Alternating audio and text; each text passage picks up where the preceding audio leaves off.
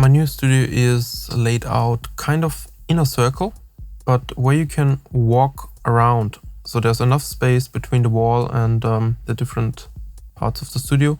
So I can access the gear from behind if I need to change some connections. That was important to me. I kind of grouped the devices or the tasks I want to do into different sections of the studio.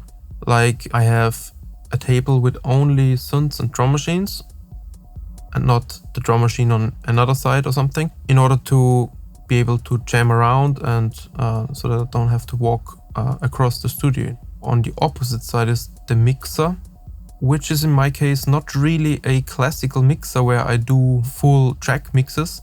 You know, I use the mixer only to distort signals, to add effects and make effect routings, and group channels together to record them.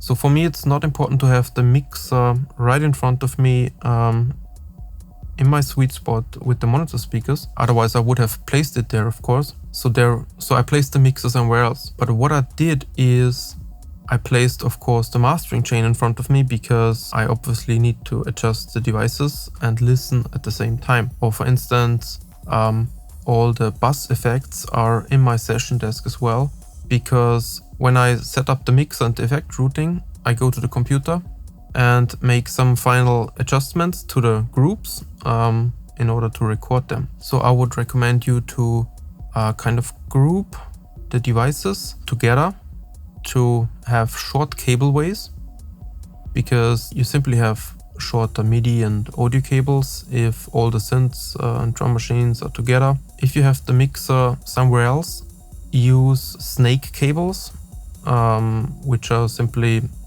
8 or even 16 balanced or unbalanced cables tied together.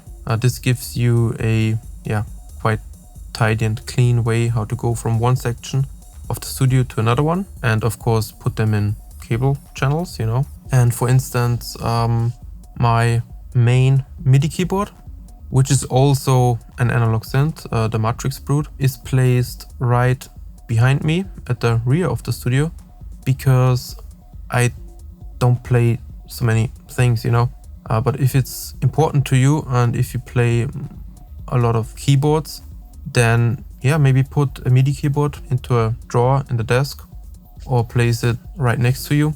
So you need to find a kind of compromise of what is important to you, what are you doing very often, and also what makes sense in terms of cable ways and grouping things together, and find your perfect solution.